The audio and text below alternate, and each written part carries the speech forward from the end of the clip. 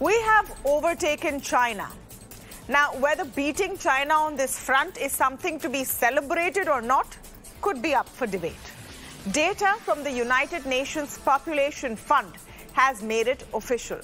India's population has surpassed 142.86 crores, slightly higher than China's 142.57 crores.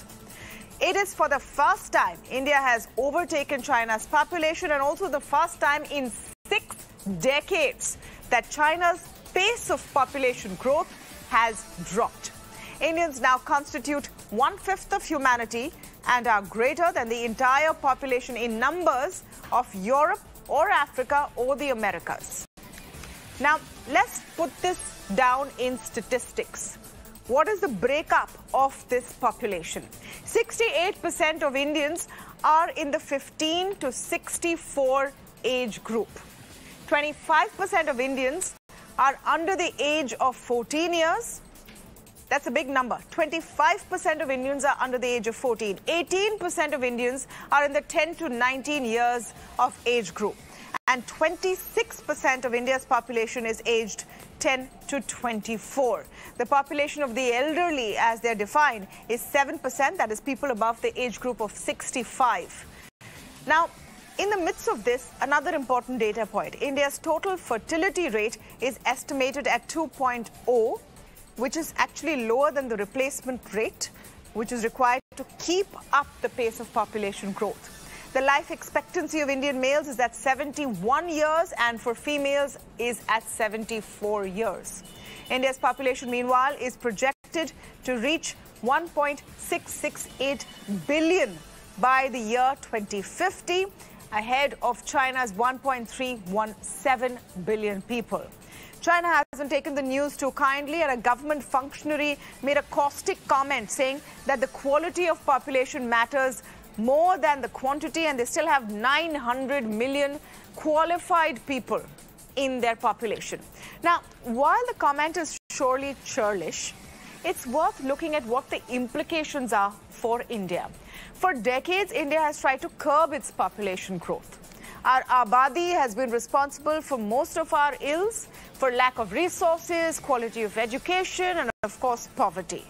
But we now stand at a pivot where the largest population could be a boon at a time when the world's population is shrinking. When developed nations have aging populations and aren't sure there will be enough of a young workforce in the decades to come to salvage their economies. But it isn't as simple as that. We will have to ensure that 2/3 of the population under the age of 60 has enough work, enough income to live decently. We have to ensure a growing population does not wreak access to fewer resources and is skilled appropriately. So is this tag of most populous nation a boon or a bane? To speak on this, I'm joined today by Poonam Muttreja. She's the Executive Director of the Population Foundation of India.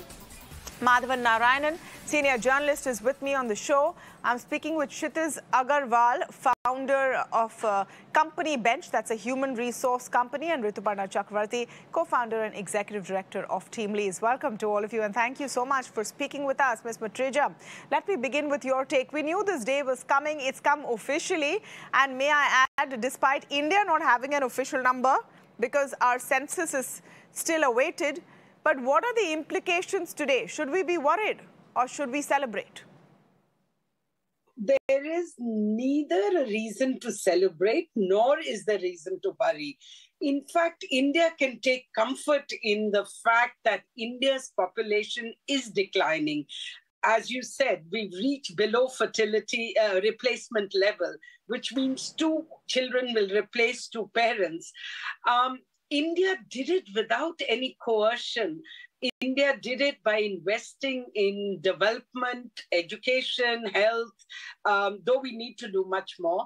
But we did make these investments, and India does not need to celebrate, but it does need to reflect and think how going forward we are going to start taking care of this large young population and not count only numbers. The young population in India desperately will need skill training, employability, and good wages, as you said. That is also possible to do in India, given how we have shown in technologically we've advanced.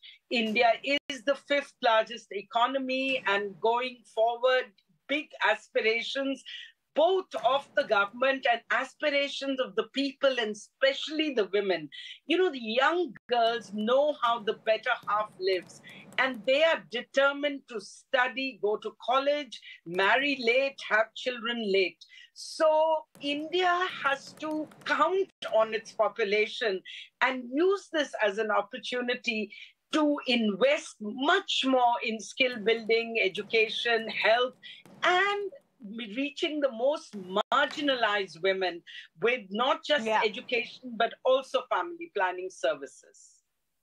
Okay, so you're saying that we shouldn't celebrate this either, nor should we be worried because we're already starting the decline. China had to force people to have just one child. At least we didn't do that. You know, we're coming to that stage. We're coming to that stage in a better way. But Madhavan Narayanan, some might argue that we should be very excited about this.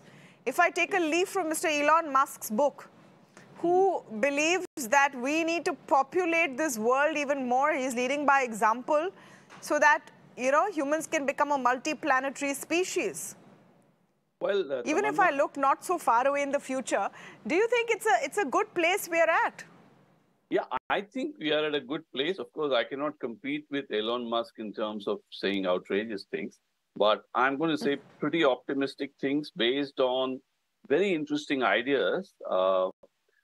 And let me first say that China entered this whole population bomb syndrome, which was then called, at a time when the global technology and global economy and global trade were at a very different frame of mind.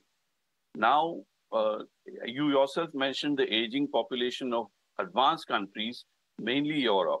Now, I also look at Africa and Latin America. It is a very big planet. And I see that there is no reason why India cannot be a very important economic force even for these continents, because the quality of the population is important. And it is not as if we don't have quality. We've had, beginning with the Nehru era IITs to all the private universities. Last week, Dr. Raghuram Rajan wrote an article about how India can become the education powerhouse for the entire world. And healthcare services, if you look at it, we are short of doctors. But the fact is, if you can informalize education and think out of the box in educating and skilling the population in a way where they can reinvent themselves faster, using technologies like digital technologies, which have actually made old-fashioned formal education sort of irrelevant at some level and even easily saleable at another level, in which case you can educate and skill the population at very higher, on a much larger scale. And then you also have this very interesting thing I want to mention, that humanity has a long way to go in coming out with new products and services, which basically means if you look at emerging fields like genomics and cutting-edge medicine, then there's a lot of good work to be done involving human brains and human skills. Therefore, this whole 19th century or early 20th century European idea of just building big factories to create jobs and all jobs having 8-hour working days and all people having 5-day weeks, all people having very high wages, all this should go. We have to think out of the box. Productive labor need not mean, automated productivity with high wages. It just means people do useful, interesting things in a meaningful society. We have to rethink you have to create wealth. You have to create wealth. You have to create wealth for this growing population, yes, which will include a growing middle class. I completely agree, but no, let me abolish the word middle class today, Tamanna. There's no such thing called a middle class beyond the point. It's all in, you can have more egalitarian societies. You can have creative employment, even arts are employment, sports is employment. If you can bring in a universal basic income framework with creative energies flowing, in which case a lot of great things can be done. This is a country that built great Universal temples. basic income. You've hit the mother lode today, Madhavan. Yeah. Universal basic income. It was a concept, just for some backdrop, which emerged first in an economic survey before one of the union budgets a few years ago. It became widely debated and then put in cold storage of many policy constraints. Rituparna, I want you to weigh in on this debate today. Is this a good thing or a bad thing? I mean, we have 30 years to make most of this demographic dividend, which has become, you know, one of those very fancy terms. It gets bandied about everywhere. But what does it mean? What does it mean in real terms? And what does it mean for individuals, for Indians who are going to be 1/5 of humanity? Does it improve our lives? Good evening. So I think given that in Europe and Japan, the sale of adult diapers far exceeds baby diapers, I think it's a good thing. Just to put things in perspective. But I think, so overarchingly, I think there is nothing to be, prima facie, I think it's a great outcome for India. But before we declare victory and we start tom-tomming this, I think India's challenge is going to be providing equitable access to our youth. And there are certain structural problems. If we don't fix, I think this dividend is not going to end up being dividend for our youth. Just to allude to a few aspects. Now, we have a large population and we also have a large young population, and it's likely to be the way it is for the next 20 years. If things go the way it is currently going, we are adding about 1 million people to the workforce every month. However, we also know that India has 88% of the workforce still in the informal sector, which means they have little or no access to dignity of work. India has to make a transition from farm to non-farm, and the best possible option for it to have a democratic spread of manufacturing all across the country. While through PLI we made some progress, but we have a long way to go to enable non-farm labor to move to formal farm labor to move to non-farm jobs. Size of enterprises in India essentially is a big challenge. So while we've been talking about labor laws as one way to kind of move away from the dwarfs, I mean, we have about more than 1.4 crore GST registration, but maybe 45,000 employers are posting jobs on Naukri. So that is another reality. We have inequitable distribution of skills. Unemployability is a bigger problem than employment. Wages is a problem for India more than jobs, because every Indian who's poor people can't afford to be unemployed. So they are self-employed, which means there's an acute level of subsistence employment. So all I'm trying to say right now, Tamanna, is that it is definitely a good thing that the tide is in our favor. And I'm somebody who's not a believer, like you actually said something right at the beginning. China tried to orchestrate something and they're paying a price for it. While India, essentially through progress, ensured that we have attained a certain level of some semblance of control over the way population was going, but we didn't orchestrate it. Similarly, I'm not a big believer in having a uniform or a universal wage structure, but I do believe that when equitable distribution and we challenge some of these structural issues, you automatically will see wage levels in the country improving and higher quality improving. And then India will become a powerhouse for talents and skills. Right now, it's the privilege of an elite lot and a tiny sliver of a population who possibly can be representative of the global demand in talent. So I think that's my perspective. You know, I think it cannot be reiterated any less that we chose to educate our women instead of forcing people and telling them how many kids to have and not have. And you have these sort of statements which pop up, and sometimes these legal cases as well, that why is the population growing in one area or of one community? We should put paid to all of this nonsense right now. The way is education. Mr. Agarwal, welcome to the show. I just want your take on how we can ensure that we ride this tide. We have 30 years where we're going to have the world's largest population at a time when there will be a global scarcity for talent.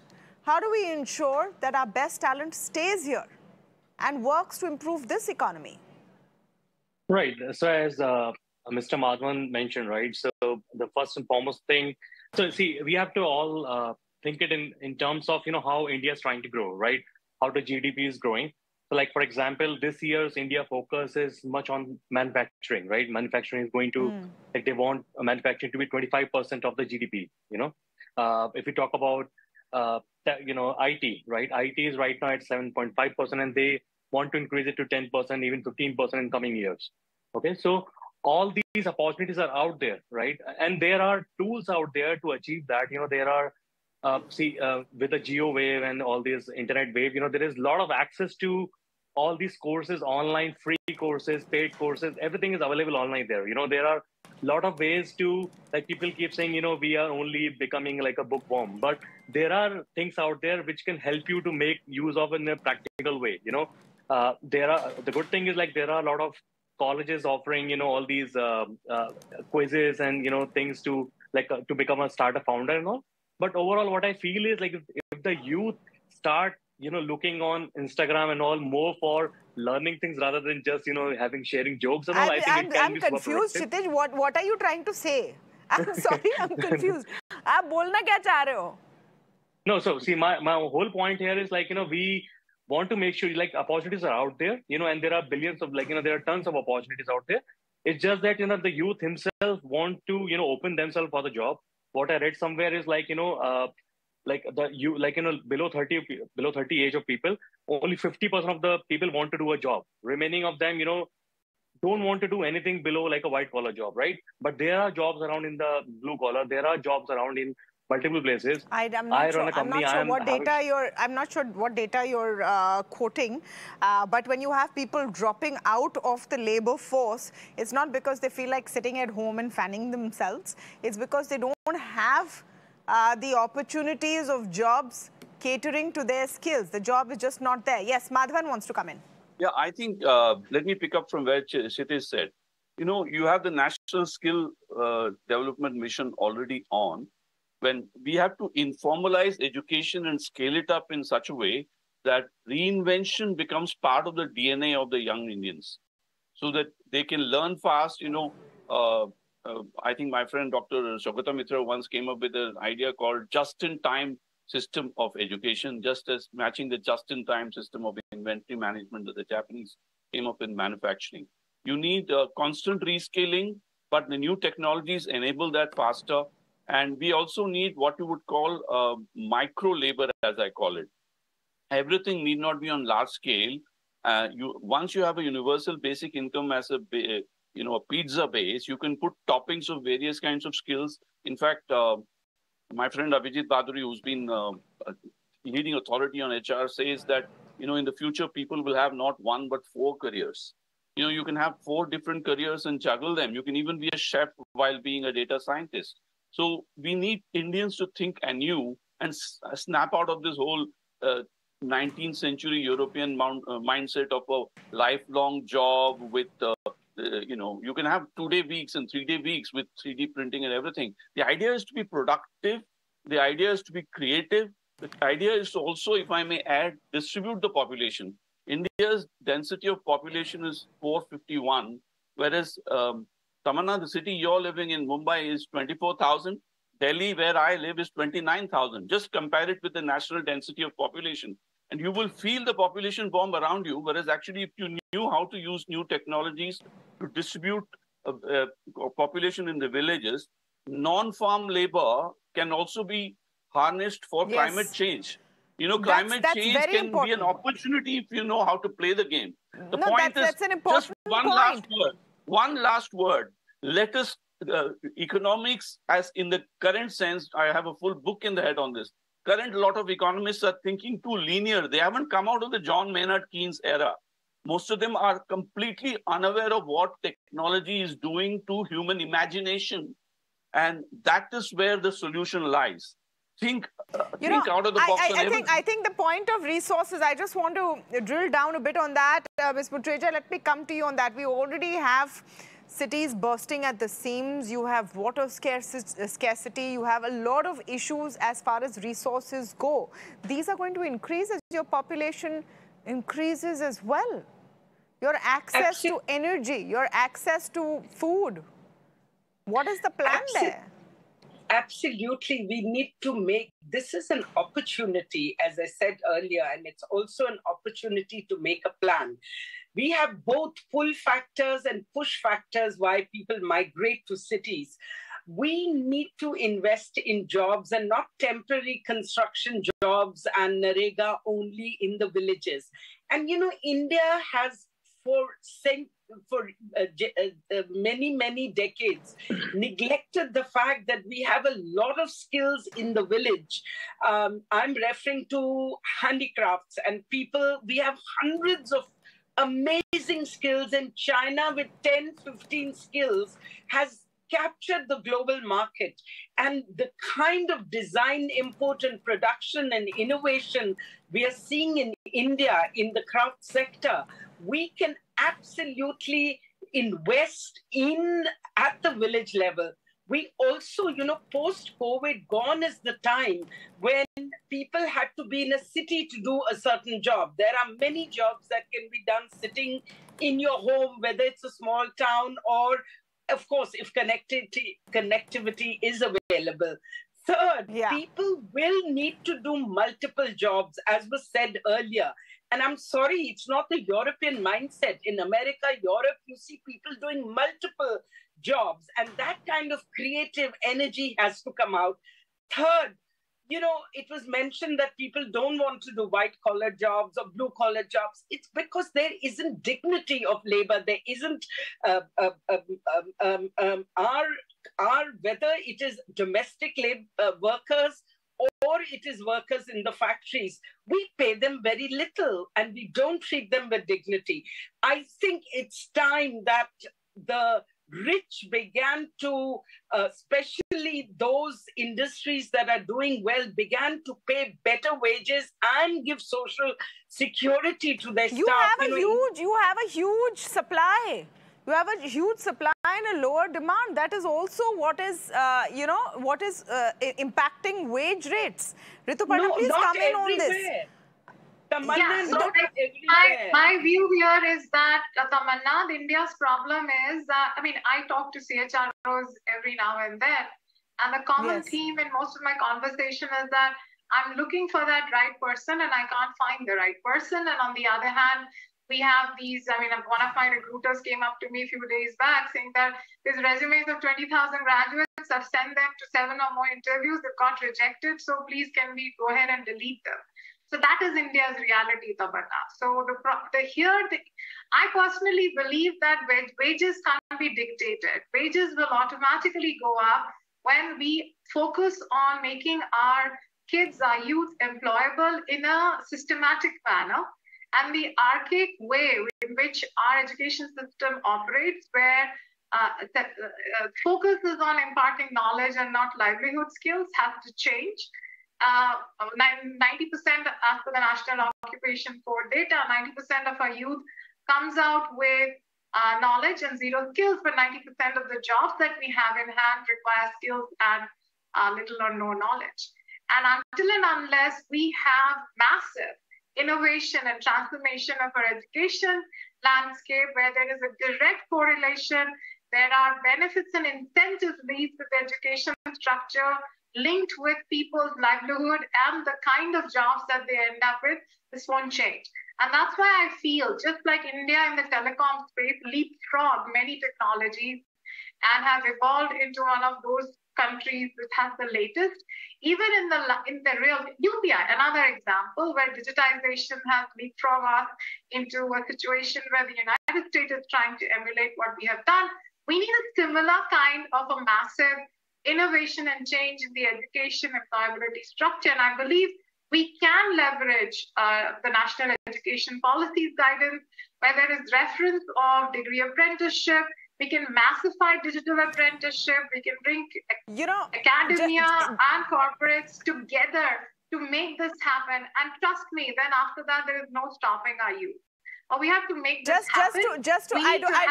I don't want to be the sort of cloudy one bursting, all of this. But there was a report just yesterday that half of Indian degrees are useless. Yeah, and true. Cannot get the people who've taken those degrees into a job. This is the reality of where we are. Madhavan is talking about, people working 4 or 5 jobs. The biggest fights you see today are for government jobs. Exactly. Everyone still wants to be hired by the government of India because that's a cushy job that doesn't go away. Now, I want to just add one more dimension. Let me come to Mr. Agarwal and then I'll come to you, Madhavan. I want to add one more dimension. One other part of this is, yes, our population is growing. The number of young will be high, but the number of elderly is also increasing. It's increased to 7% right now. It used to be much lesser, and it is going to go on increasing as lifespans increase as well. We don't have a system here where we take care of the elderly. There's no social security net. You're pretty much on your own with whatever little pension you've got if you've been in the private sector or the government sector. But people are going to live longer. How do we ensure that there is dignity in that life? Mr. Agarwal. It all depends. Honestly, as you rightly said, why people prefer a government job is it comes with a pension, it comes with a lot of benefits, even after retirement, right? If you are a businessman or if you are an entrepreneur, I'm sure you have done enough for you. You have, created those FDs and mutual funds and all those, different things to take care of your retirement, right? But if you are like an employee, right? If you have those things, I think it's and this has already been happening in US, right? Where I think there is a recent report which has studies you cannot retire in US, right? You have to work. Like people are working at very old age as well. And I've traveled to US a lot, and I've seen people, even after in 70s and 80s, they like to work or they have to work, either or. But overall, these kind of things are there. So what I feel is here, one of the most important thing is everyone has to, and I'm talking about this current generation, which will eventually reach to that age group, right? Is they have to be self-dependent. They have to, create the skills. They have to be independent, where they can take care of themselves. They can take care of their financials so that it doesn't hit hard. But they can keep on boosting the economy of India. Yeah. No, but all of this is all well and good. The government will have to step in with a plan. Madhavan, as we conclude this debate, I want you to talk a bit about where the policy planning comes in. You can't just continue business as usual. Thank you. I was going to... When you have a figure like this. 2011, by the way, was our last census. It was supposed to happen in 2021, but then COVID hit. It's 2023. We've not started yet. So we have no official data about the quality of this population, what the actual figure is, what the demographics are. We don't have the data to make astute policy. Yes, Madhavan? 3 things I want to say. First of all, picking up from where Chit said, as population ages, not only in India, but also the world, India can be the source. The younger population can help the older population through assisted living initiatives and enterprises, even in mountains, beaches, wherever. I think it should be treated itself as a sunrise sector, and that is a good thing. And increasing mechanization will help us do some things at lower cost or even remotely in some respects. Coming to your point, I'm absolutely on the ball. I was going to remark tongue-in-cheek that we need the Planning Commission all over again, or Niti Aayog has to do the job. We need a lot of forecasting done at 3 levels. How technology is going to change lifestyles. And we want to avoid the 3 idiots syndrome where every mother and father sell their kids to engineering schools and they don't get employment because they're unemployable, or even Facebook or Meta is laying off people as we speak. The second thing is there should be a talent audit. Apart from the quality of the population in terms of education and skills, we also need to understand human behavior. We need much more research on behavioral sciences, because that is where a lot of the unemployment problems lie. It is not, you cannot imagine an engineering employment as the panacea for everything. Human beings need actualization and self-fulfillment, and blending a universal basic income program with talent audit and forecasting has to be done by policy planning agencies. And we need something that looks like the old planning commission. There used to be something Okay. of it. Okay. So whether this government likes it or not, you need a country. No, you have a lot of bodies giving advice. You have Niti Aayog, etc. And we will have to, essentially, you can't wing it for the next 30 years. You can't wing it for the next 30 years. Let's be honest. There has been no great plan to come to this day either way. For decades, we've tried to control our population. Till now, it was looked at as a failure of population control. Today, we're celebrating because everyone else realized that they control their population too much. They have no one left to work, and they have a lot of elderly who the state has to support with pensions. That has become a huge, huge problem. All right, we'll take a very short break. But on the other side, we are talking about truly the top headline of the day. Everyone's debating same-sex marriages. It's a case going on in courts right now. But what is the point of view of couples who are hoping to get the same rights as other citizens? After the break, I speak with Dr. Roop Gursahani. He's a neurologist, and Neil Pate, a journalist. That conversation coming up after the break. I'm going to ask them why they think they need to have the right to get married in this country. Stay tuned.